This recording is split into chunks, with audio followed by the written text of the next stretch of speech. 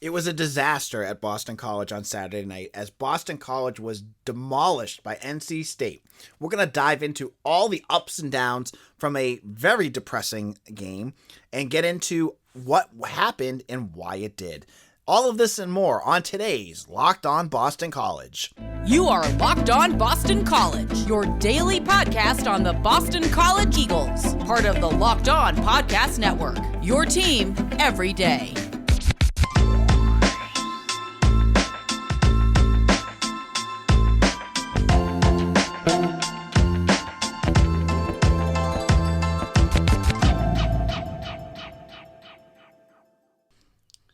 This is Locked On Boston College. AJ Black here. Thank you all for listening, and thank you all of you who have made Locked On Boston College your first listen to every morning. On today's show, what was that?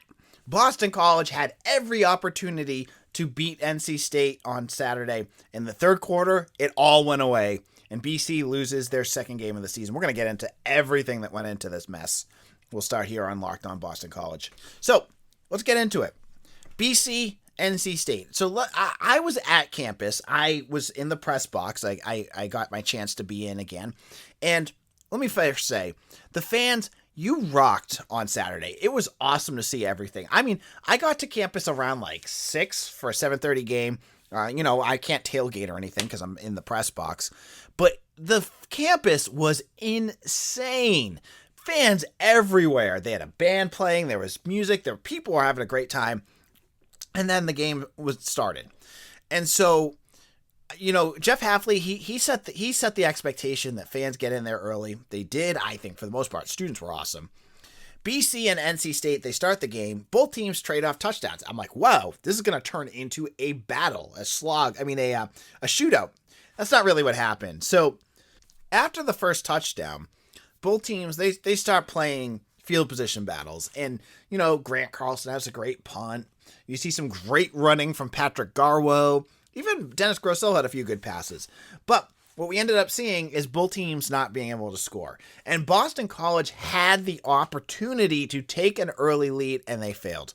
Dennis Grosel made an excellent pass to Trey Berry in the end zone. It was a pass that maybe was a little bit too much air underneath it. But Barry, he gets up there, he catches it, but the NC State defender punches the ball loose. So it's an incomplete pass. They lose 7 points there because that would have been a touchdown. Instead, they go for a field goal. Connor Lighton misses the field goal. They lose the points there instead. Then NC State has the opportunity. They go down the field and they make some plays. Devin Leary, their quarterback's looking good. They throw a pass to Emeka Emezie, their all-time leading wide receiver now. And he catches it, moves upfield, and then the ball is punched out. And BC recovers the ball at the NC State 10-yard line. Call on the field is an incomplete pass. They review it. I'm telling you, it was a fumble. It was absolutely a fumble. The call goes against Boston College. NC State kicks a field goal and goes up 10-7. I mean, in the grand scheme of things, it doesn't really matter afterwards, but you think of all those points there. BC loses points because the refs give the ball to NC State. They lose points because they can't score a touchdown. That kind of stuff started adding up. And then the fates after halftime completely turn against Boston College. First of all, after teams trade punts, BC punts again. Grant Carlson takes his eye off the punt and just drops it. And NC State just picks it up and waltzes into the end zone. Like, completely just a pointless touchdown. One that should have been, it was a mental mistake. That's all you can call that on Grant Carlson. After such a great season, that was such a bad mental mistake. He made it. He lives up to it, right? NC State also scores on a nice drive. It is what it is. They played well. They did what they had to do there. And then Thayer Thomas, their shifty wide receiver, blasts through look like 2 BC defenders on an 80-yard touchdown run. And so all of a sudden everything is on its head. Now it's like a 20-point swing. And Boston College their offense is now out of sync because they can't run the ball because there's not enough time. And they're forced to throw the ball with Grossell, who isn't very accurate. He can't throw a long ball. And the wide receivers, Grossell had his issues, the wide receivers weren't doing him any favors too, because they dropped, I think, 12 passes in this game. Jaden Williams, had a miserable game. And he was one of the culprits, but he dropped some. And then the interception that Grossell throws that kind of really sealed it was right to a wide receiver who caught it, got smacked, the ball went right in the air and right to an NC State defender. So BC's offense, they're not doing anything. They're not running the ball anymore.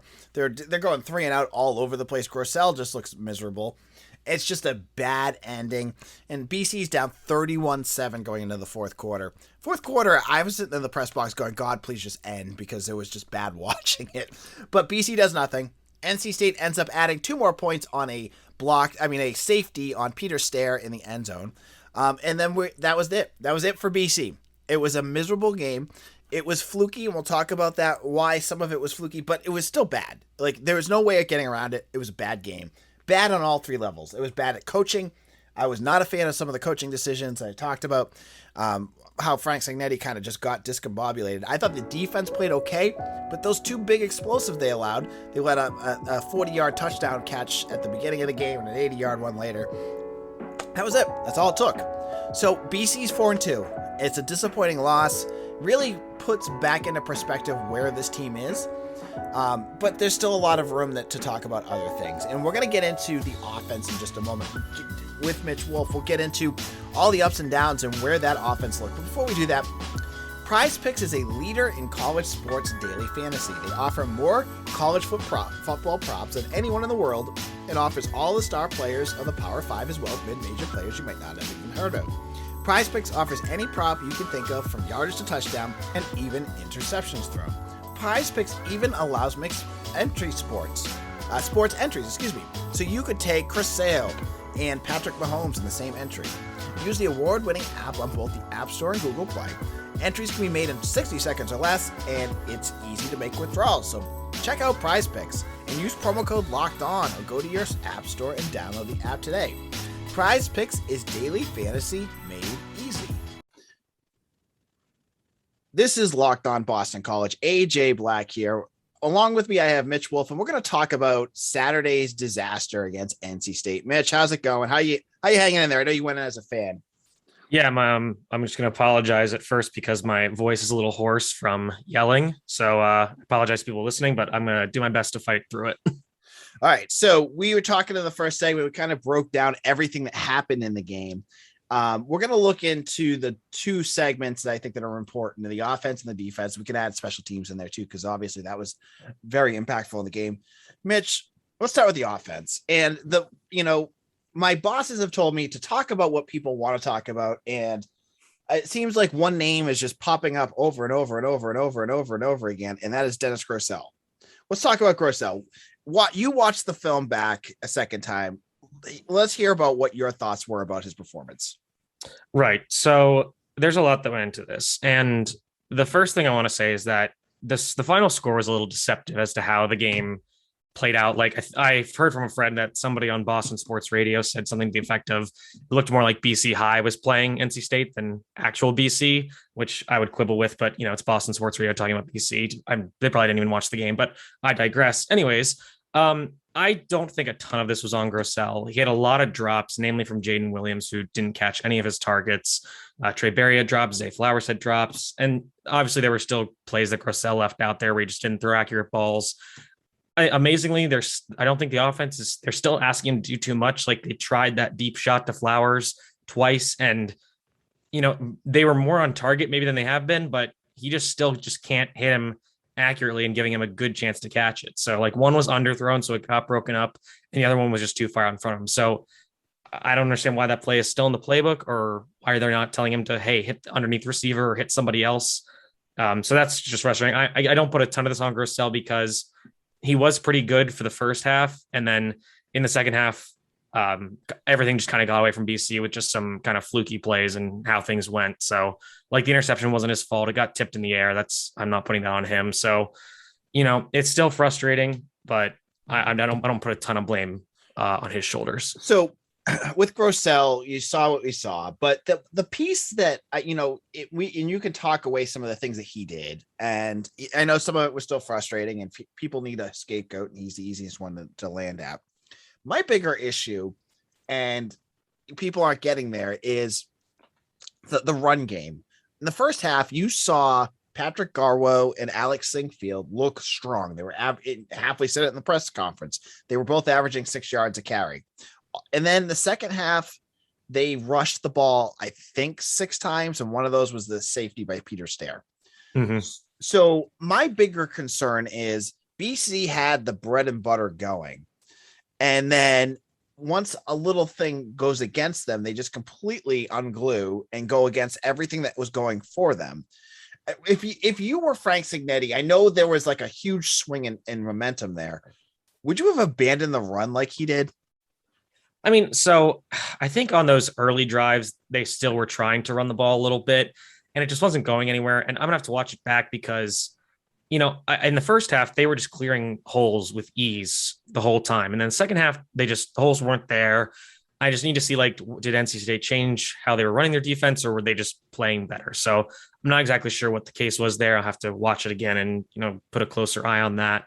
But I think of all the things that happened, I think that is the most concerning, just generally how the run game is sputtered, not necessarily that they went away from it, but just why did this get taken away to such an extent? The stat is that they had -3 yards at the half, which it's a little misleading because that includes Dennis Grosel's sack yardage, the Carlson fumbled punt. So, not much of that is on the running backs, but they still weren't able to gain many yards. So, and the first half was incredible. Garwo had a great run where he would have made Andre Williams or AJ Dillon proud, where he just trucked over a defender.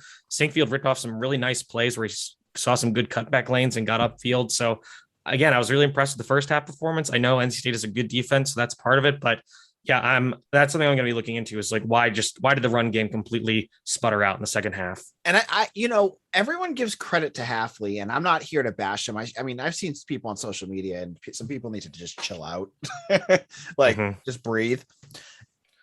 To realize, I wonder how much of this, the game just got away from them, is Hafley being a new head coach. Maybe that's, and he talks about it all the time, that he has things that he needs to learn. And I've asked him before what that means, because it can be a generic thing, and I kind of want to know what he means. And it's not just BS. And he's been able to say it. He'll tell you what it is. But I wonder if that's a piece that he needs to learn to work on. It seems like this game, Virginia Tech last year, when things don't go their way, the game plan just kind of unravels. And maybe that's just being a young coach, that he needs a little bit more seasoning with that to prevent that from happening. I don't know. What are your thoughts on that? I would definitely agree with that, because this game was tied for his biggest loss in terms of the point margin. Both were 26-point losses. And, when I think about the Virginia Tech game, that's a game where you kind of throw things, I would say throw it out, because you had 3 fumbles. Jerkovich throwing a really bad interception. And, I think that one, the game got away from them over a longer standpoint. So I was less okay with that. This game, come out of the half, you have a brutal special teams mistake that turns into a touchdown. Next play, you have a tipped ball interception. And then it's 24/7. You're okay, and that was in the course of, maybe 5 minutes of game time. So and I definitely agree with you that, that is something that is, I think it's probably pretty hard for a coach how to learn to, rally your team when everything just kind of blows up in a matter of minutes. So, it is only his second year. He's obviously, it's his first head coaching gig. So he does have to learn that. And I'm sure he's well aware of that, because, he's obviously not happy with this result. This was supposed to be a really big game for them. I think if you told any BC fan that the 2 losses would come to NC State and Clemson, and one loss was 33-7 and the other one was 20-13 or whatever, or 19-13, you probably would have flipped the teams. But, so I definitely agree with you though on this point. Okay. So here's our last question before we hit the break. The big question: do you think Dennis Grosel should be benched? No, because we're kind of turning into the Dennis Grosel stands of the BC community, I guess. But like I've said, I definitely know that he doesn't have the physical ability to maybe hit some of those deeper throws. But there are plays where he can deliver the ball very well in the intermediate middle of the field area. He can get the ball to the edges on some nice routes. I think he's pushing, he's pressing too much. I think he wants to make those big plays. I think you said it last week, he wants to kind of be the hero sometimes. And, I think and in the first half, he did a better job of playing a structure, and it was fine. But and so that's part of like, you think about how the game gets away from you. And, as the coach, you could try to get the guys, but then there are guys like maybe Grossell who's like, okay, like I got to bring us back. So I'm going to try to make these plays. And sometimes it just doesn't happen. So I don't think it's that he can't get the job done. I mean, the other part of this is like, these were, in terms of just talent, these were BC's two best opponents of the season so far by a pretty wide margin, I would say. So, obviously it's kind of a blowout loss. Like I said, I don't think it's really indicative of how the game really went. But he's got some games that he can kind of get back to being a really good quarterback for us in the next 2 weeks with Louisville and Syracuse, and then kind of, go into the Virginia Tech game off of some nice performances and kind of get back on track. All right, Mitch. So in a moment, we're going to talk about the defense. We'll talk more about Dennis Grosel throughout the week because that's what everyone wants to talk about. So we're going to talk first about Built Bar, though. Did you know that Built Bar has 9 delicious flavors? They are 100% covered in chocolate. They are a protein bar that tastes like a candy bar. You need to check them out. They have some great flavors right now, including the limited time flavor cookie dough chunk, which I have 2 boxes in my garage. I have one every day around 2:30. Gives me the boost I need to get through my long days. They also have flavors such as coconut almond, cherry, raspberry, mint brownie, peanut butter brownie, double chocolate, and salted caramel. Most flavors, they're pretty good for you. They got 17 grams of protein, 130 calories, 4 grams of sugar, and 4 net carbs. How are you going to beat that? Now head on over to builtbar.com and use promo code LOCK15 and you'll receive 15% off your first order. Again, use promo code LOCK15 for 15% off at builtbar.com. This is AJ Black. I am here with Mitch Wolf, and we're talking about the disaster at Chestnut Hill. Game BC lost 33-7 on Saturday. And we talked about the offense for a little bit, and Mitch gave his thoughts on Grossell and the running backs. We didn't get into the offensive line, which I should probably ask you. How did you think the offensive line did? Going back, I thought, like I said, the first half was awesome in terms of running the ball. I thought they were very good in pass protection. I thought they did a great job of picking up stunts, which is something they've kind of struggled with in weeks past. I thought they did a great job passing those off. The running backs were actually very good in pass protection, which is something I thought they had struggled with early in the season. So, I thought they played really well. The receivers were more frustrating for me just because of those drops. Like, I really hope they start involving Jalen Gilmore and kind of phase Jaden Williams out because he's had a few bad weeks now. All right, so let's go on to the defense. And I made a point on BC Bulletin that I thought the defense minus 2 big plays had a really good game. Mm-hmm. And as I said, that's kind of like saying it's one of those moments where it's like, well, how Mrs. Lincoln, how was the rest of the play? Because you can't just take those out. You had the 80-yard touchdown pass to Thayer Thomas and the unbelievable fluky catch against Elijah Jones in that first quarter. I was watching that from the press box. I still can't believe that guy caught it. Like, it just, yeah. I mean, that's, you can't, I'm sure BC fans, some of them probably were tweeting out, their hate messages about that. Pathetic. That was complete fluke, and Jones did everything he should have done in that play and just got burned. What did you think of the defense overall? Yeah, I agree with you. I thought it was pretty good for the most part. I mean, I think Hasselbeck called it out in the broadcast when I watched back. He says Elijah Jones in perfect coverage here. There's nothing really he could do. Like, he just kind of felt the ball get tipped. He's like, okay, like, ball's gone, but that guy just made an incredible catch. I mean, so you can call that a fluky play. I think that, there's the question of on the NC State drive right before the half where they had the completed pass that was a fumble, but they ruled it an incomplete pass. I think it was a fumble. I'm probably biased, but it was originally called incomplete, so they're going to stick with the call. But that's a big swing because if BC gets that fumble, it's tied going into the half, so that's big. First half was great. They let up that fluky touchdown in the first half, and every other drive except for that drive where they forced the fumble, it was a punt, and that's great. The next half, I'm not blaming the defense for the punt. Obviously, they don't really have a short field against the interception, but and State takes that, drives down the field. I think that was of all their touchdowns, that one was the most legitimate, I would say, because they drove down the field, got in the red zone, scored the touchdown, whatever. The Thayer Thomas touchdown was just bad because it's explosive. It's kind of fluky, but you're just kind of, I think some guys were kind of freelancing, they maybe got out of their assignments and then Thayer Thomas burns you deep. So, I thought they did a really good job handling the running backs. Bam Knight and Ricky Persons Jr. never really burnt them a lot. And I'll just give a lot of credit to Devin Leary because he played really well. He was a lot better than I thought he would be. He's very accurate. It was a really nice ball. So, I'll give him all the credit in the world because I thought he played really well, and he was a big reason why NC State was able to win. Yep. And, I think they are just solid. There's nothing spectacular about NC State's offense. You saw Mika Amizi make a couple catches. You saw Thayer Thomas. They all do some things, and that makes a good team, right? It's not like a top heavy team like BC where you lose Phil Dracovic and it's like, what the heck is going on? And like, that's the thing is like, if you give this, so, BC holds them to not a lot in the first half. They get a few breaks that go their way with a, special teams touchdown and an interception. And suddenly it's 24-7. So, that's what, when you're a solid team, like this is kind of like what Iowa was able to do for the first few weeks. Like, you had an elite defense, their offense is okay. And, they were able to beat teams by a lot because they forced a ton of turnovers.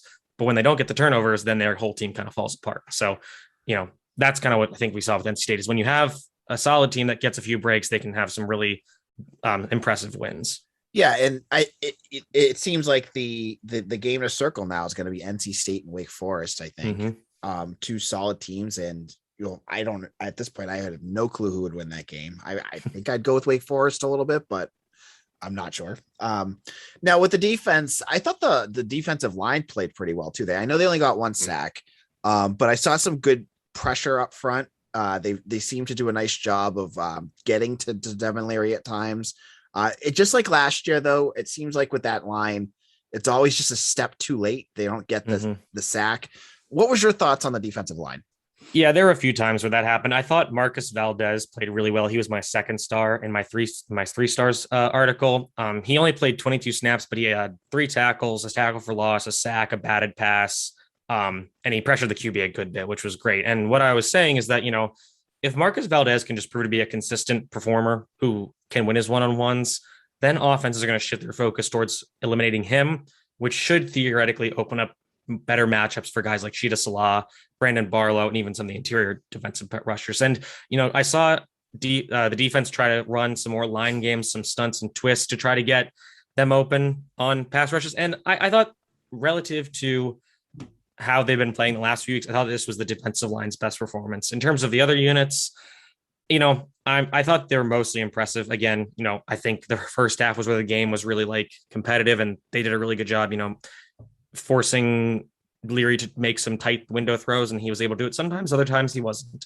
And like I said, the old defense did a good job of stopping the run game, which was a big part of NC State's offense. Now, before we go, I want to talk a little bit about, I'm not going to talk about the Grant Carlson thing because that was just fluky. It looked like he just took his eyes off the ball. Yeah. Let's just wrap this conversation up about this game. Where are your expectations for BC? I still feel like they're solidly a bowl team. I think, this as I watch this back, as just as you said, this was a bad looking outcome, but with a lot of weird stuff that went on in it. And I think, moving forward, hopefully they can learn from some of that and fix some things. I still think this team could win 6-7 games. Where are you at with them? I'm absolutely on the same boat. I think if you played this game, if you simulated it 10 times, I think it probably goes 500. Maybe NC State wins 6 and we win 4. But, going into the season, I think we all kind of said that, 8-4 is it'd be nice, but it would be kind of disappointing based on the talent. And especially, but then after Phil goes down, you're like, okay, well, now we'd be lucky to get 8-4. And sitting at 4-2 right now, halfway through the season, I still think 8-4 is definitely within the cards. I know that Louisville opened as big favorites against BC, which is pretty surprising to be honestly. But I think they've got 2 wins that should be relatively easy in the next few weeks. I think they can beat Virginia Tech at home. I think Wake will be tough. And then, there's still 1 loss that they could have in there. So I still think 8-4 is in the cards. I definitely think they're a bowl team, no question. If they can kind of get some of the things on the offense fixed and get them just playing more consistently, I think 8-4 is still in the cards, and maybe they can go to a bowl game that isn't in a baseball stadium. Yes, thank you. I do not want to go to Fenway Park, and I do not want to go to Pinstripe Bowl. Both going to be miserable. I mean, they're both winter games in a baseball stadium. I'm done with them. So, Mitch, we'll talk again tomorrow with you. And I get some questions. We're going to talk more about Grossell and the quarterback situation, because I know you probably have some insight on how that works. We'll talk a little bit more about that. But where can people find you on Twitter? You can find me at Mitchell T. Wolfe, WOLFE, mostly tweeting about, just general football stuff, Steelers, Boston College, obviously, NFL draft, Yeah, just follow me there. Just got over 400 followers, which is very exciting. But if you haven't followed me yet, please do. I'd really appreciate it. And this is AJ Black. You can follow me on Twitter at AJ Black_BC. I may have a blue check mark. I may not. Depends on what week it is with Twitter. They decide to just remove my verification every now and then. But right now, the battle between AJ and Twitter verification is one for the ages. Well, Locked On is supposed to cut all that red tape for me soon. So hopefully I won't have them removing my, accidentally verifying me or whatever's going on. So hopefully that'll be fixed. But anyways, you can follow me on there. Follow Locked On Boston College on YouTube. If you are a YouTube user, all you have to do is find us, hit subscribe. It helps us a ton. Check that out. And find me on BC Bulletin. I am the editor and publisher there. So with Mitchell Wolf, thank you all for stopping by, and we'll talk again soon. Take care.